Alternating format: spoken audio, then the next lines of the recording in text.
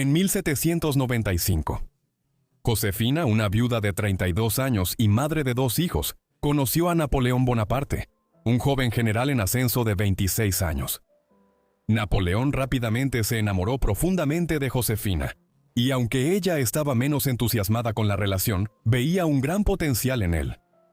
En 1804, Josefina fue coronada como emperatriz de los franceses junto a Napoleón, pero su gran amor era complicado y será central en la próxima película Napoleón. Acompáñame mientras exploramos la verdadera historia de Josefina Bonaparte. La mujer que es más conocida como Josefina Bonaparte nació como Marie-Joseph Rose Tacher de la Pagerie el 23 de junio de 1763 en la isla de Martinica, en el Caribe. Generalmente su familia y amigos la llamaban Rosa durante los primeros 30 años de su vida, más o menos. El nombre Josefina es uno que Napoleón Bonaparte usaría para ella muchos años después, y que ha permanecido en la historia desde entonces. El abuelo de Josefina se mudó al Caribe desde Francia a mediados de la década de 1720 y estableció una familia y plantaciones de azúcar en una época en que el auge azucarero aún estaba en marcha aquí. Sin embargo, para cuando nació Josefina, los precios de la caña de azúcar habían caído considerablemente en Europa debido a la sobreproducción. Mientras tanto, los Tacher aspiraban a ser pequeños nobles en Martinica, pero constantemente estaban al borde de problemas financieros. A pesar de esto, Josefina y sus hermanas menores Catalina y María fueron enviadas a recibir una buena educación en la escuela benedictina local en Port Royal. A mediados de la década de 1770, el padre de Josefina ideó un plan para rescatar a la familia Tacher de su preocupante situación financiera. Su hermana había tenido una aventura extramarital algunos años antes con un tal Francisco de Bogne, de una familia con menor estatus social en Martinica que los Tacher, pero con una considerable nueva riqueza. Algún tiempo después, la familia de Bogne regresó a Francia. Sin embargo, dejaron a un hijo suyo llamado Alejandro en Martinica para que fuera criado por la tía de Josefina. Con el tiempo, se sugirió una propuesta de matrimonio entre la hermana de Josefina, Catalina, y Alejandro a mediados de la década de 1770, pero Catalina murió prematuramente. Después de esto, el acuerdo cambió para que Josefina se casara con él, con la esperanza de que la dote del matrimonio transformara la precaria situación financiera de los Tacher. En 1779, Josefina zarpó hacia Francia con su padre y se casó con Alejandro poco después, en diciembre, en Noisy-le-Grand, lo que ahora son los suburbios de París. Josefina llegó a la patria como una provinciana algo tosca, sin las habilidades sociales de quienes habían vivido en la alta sociedad francesa desde sus primeros años. Sin embargo, era una gran belleza al llegar a la adultez, y su apariencia solo se veía afectada por sus dientes, que estaban prematuramente podridos debido a la abundancia de azúcar en el Caribe. Demostrando su ingenio, aprendió a sonreír sin mostrar los dientes.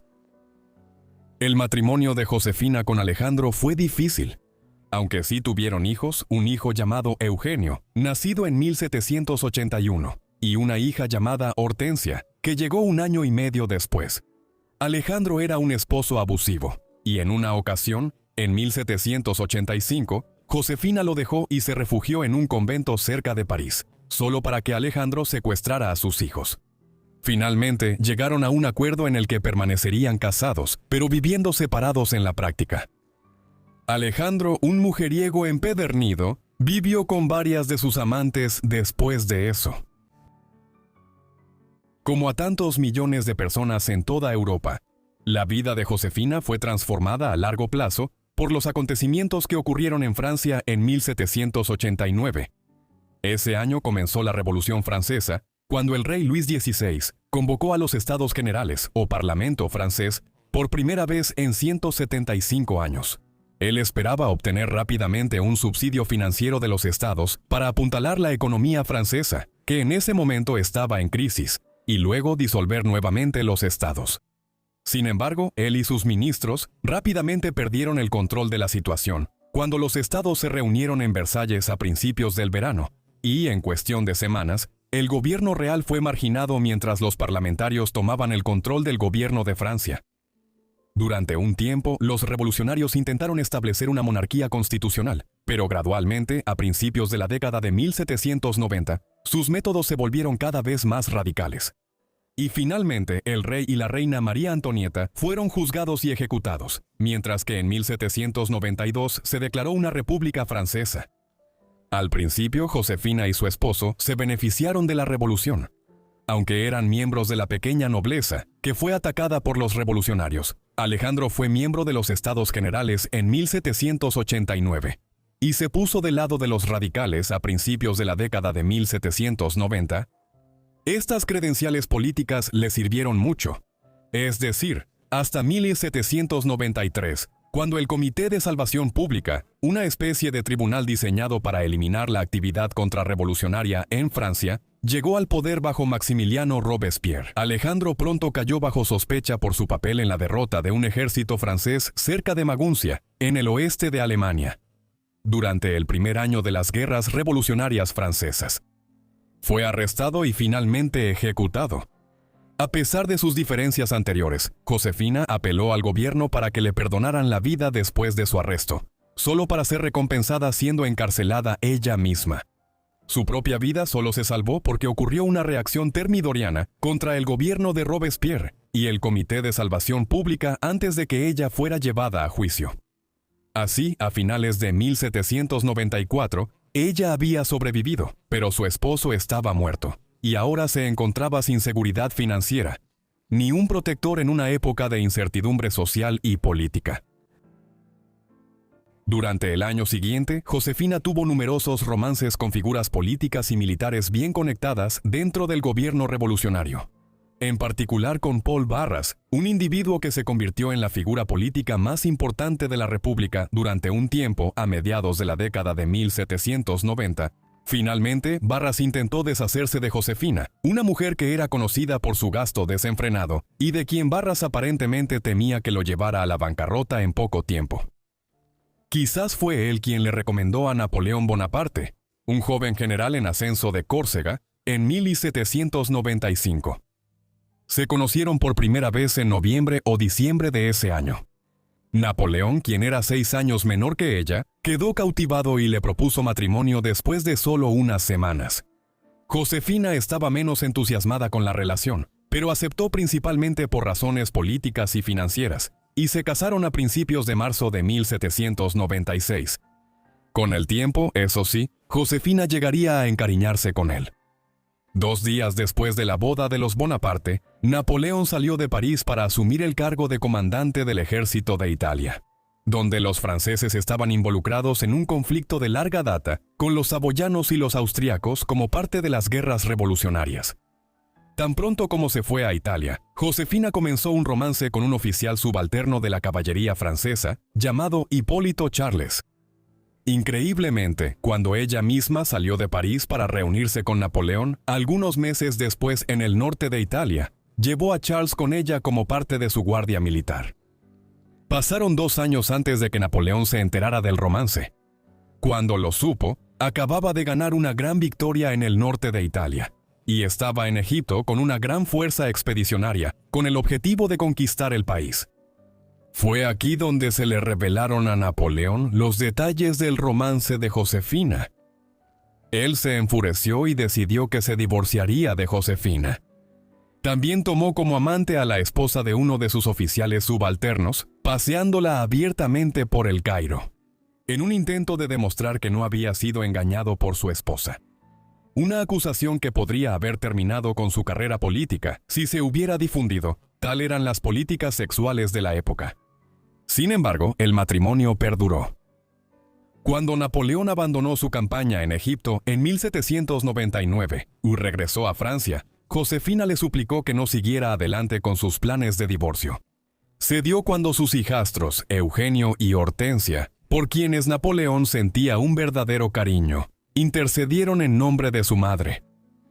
El matrimonio sobreviviría, aunque Napoleón continuó manteniendo una serie de amantes en los años siguientes. Josefina, por su parte, nunca volvería a serle infiel. Su enfrentamiento con Josefina no fue el único acontecimiento importante que siguió poco después del regreso de Napoleón a Francia desde Egipto. En cuestión de semanas, él y sus partidarios llevaron a cabo un golpe de Estado en el que tomaron el control del gobierno francés en diciembre de 1799. A partir de entonces, la República sobrevivió solo de nombre, ya que Napoleón estableció un nuevo sistema de gobierno, conocido como consulado, en el que 3 cónsules gobernarían la República, en imitación de los triunviratos, que habían precedido el fin de la República Romana, en los tiempos de uno de los ídolos de Napoleón, Julio César. Se proclamó a sí mismo como primer cónsul y, a partir de entonces, fue el gobernante absoluto de Francia. Josefina ahora emergió como la mujer más poderosa de Francia al ser la esposa del primer cónsul. Ella utilizó esa posición a su favor. Conocida por ser derrochadora, decoró muchas de las casas palaciegas que ella y Napoleón adquirieron con camafeos, frescos y espejos, además de encargar a algunos de los artistas más destacados de la época que la pintaran. Sin embargo, su verdadera pasión era la jardinería, y en su mansión en los suburbios de París, en Malmaison, Josefina creó uno de los jardines de rosas más impresionantes jamás creados, con más de 100 tipos de rosas. Tener contactos en Gran Bretaña nos permitió recibir especies de la flor desde los jardines botánicos de Kew en Londres, incluso cuando Francia y Gran Bretaña estaban en guerra. En el transcurso de 1804, figuras políticas en París lograron convencer a Napoleón de que necesitaba asegurar su posición, convirtiéndose en el gobernante de Francia. Después de cierta vacilación inicial, aceptó y en diciembre de 1804 fue coronado en la Catedral de Notre Dame, en el centro de París, como emperador de los franceses. Josefina fue coronada junto a él como emperatriz de los franceses en una ceremonia que fue inmortalizada de forma memorable por el gran pintor de la Francia revolucionaria, Jacques-Louis David. Con esto, Josefina se convirtió en la mujer más eminente de Europa, mientras el imperio de Napoleón continuaba expandiéndose con la conquista de nuevos territorios en los años siguientes, tan lejanos como Polonia y los Balcanes. Incluso para cuando fue coronada como emperatriz, el matrimonio de Josefina con Napoleón estaba entrando en un periodo de crisis. Esto no se debía a sus repetidas infidelidades, sobre las cuales Josefina generalmente hacía todo lo posible por no pensar o incluso por no enterarse de los detalles. En cambio, el problema tenía que ver con el hecho de que su matrimonio no había dado como resultado ningún hijo. Este era un asunto difícil para un gobernante de un imperio que quería un heredero varón para continuar con su linaje algún día. Sin embargo, Napoleón estaba convencido de que él era la causa de su matrimonio estéril. Josefina, después de todo, tenía 2 hijos de su matrimonio anterior. Así que Napoleón estaba convencido de que él era estéril, ya que nunca había engendrado hijos. Lo que cambió la situación fue cuando una de las amantes de Napoleón, Eleonora de la Plaine, dio a luz al primer hijo de Napoleón a finales de 1806. Ahora se dio cuenta de que podía tener hijos, pero que tendría que divorciarse de Josefina y volver a casarse si quería tener un heredero legítimo dentro del matrimonio. Pasaron años antes de que Napoleón lo hiciera, a pesar de las insistencias de su familia, que nunca simpatizó con su esposa. Finalmente, en noviembre de 1809, le informó a Josefina de su decisión. Aunque había sido casi inevitable durante algún tiempo, Josefina seguía devastada y lloró durante días. Al final, sin embargo, Josefina aceptó la separación con condiciones acordadas, por las cuales se le otorgaría una gran pensión y varias casas en París y sus alrededores, incluido su jardín de rosas en Malmaison. Napoleón se casó meses después con la archiduquesa María Luisa de la Casa de Habsburgo de Austria, quien se convirtió en la segunda emperatriz de los franceses, sucediendo a Josefina. Josefina vivió el resto de sus años en Malmaison y en sus otras residencias. Napoleón continuó visitándola regularmente cuando estaba en París, aunque ella rara vez lo vio después de que él partió hacia Polonia en el verano de 1812 para invadir el Imperio ruso. Eso se convertiría en una campaña militar desastrosa que inició el colapso de su imperio.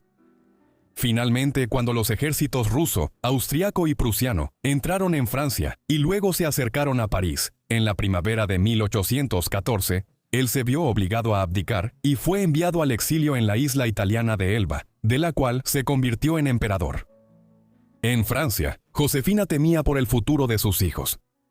Eugenio había servido como general de división bajo Napoleón en Italia durante los años 1800 y Hortensia se había casado con el hermano de Napoleón, Luis, y brevemente se convirtió en reina de Holanda. Como resultado, posiciones que podrían comprometerlos con la caída de su padrastro. Ella entabló una estrecha amistad con el zar Alejandro I de Rusia durante la ocupación aliada de Francia, y él le aseguró que sus hijos no sufrirían ningún castigo cuando se restaurara la monarquía borbónica en Francia.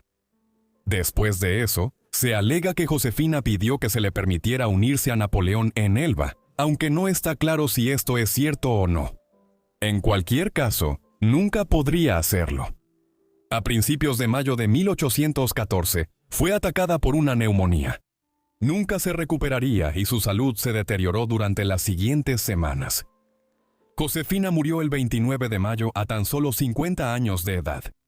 A principios de 1815, Napoleón abandonó Elba y recuperó el poder brevemente en Francia antes de ser derrotado en un nuevo enfrentamiento con las potencias europeas en la batalla de Waterloo ese verano. Fue exiliado a la aislada isla de Santa Elena en medio del Atlántico Sur, uno de los lugares más remotos del mundo.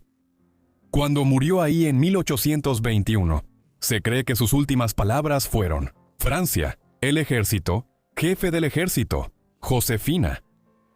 La relación entre él y Josefina es central en la película biográfica de Ridley Scott, Napoleón, protagonizada por Joaquin Phoenix como Bonaparte y Vanessa Kirby como Josefina. Muchas gracias a todos por ver este video sobre Josefina Bonaparte. Espero que les haya parecido interesante. Déjenme saber qué les pareció la vida allá abajo en los comentarios. Y si tienen alguna otra sugerencia, asegúrense de dejarla también en los comentarios. Asegúrense de decirme si esperan con ansias la película. Y si cuando estén viendo esto la película ya salió y ya la vieron, díganme qué les pareció en los comentarios de abajo. Si quieren más videos sobre las esposas y amantes de Napoleón, asegúrense de decírmelo también en los comentarios de abajo. Y bueno, eso es todo de mi parte. Así que los veré a todos en la próxima entrega de Vidas Olvidadas. Gracias.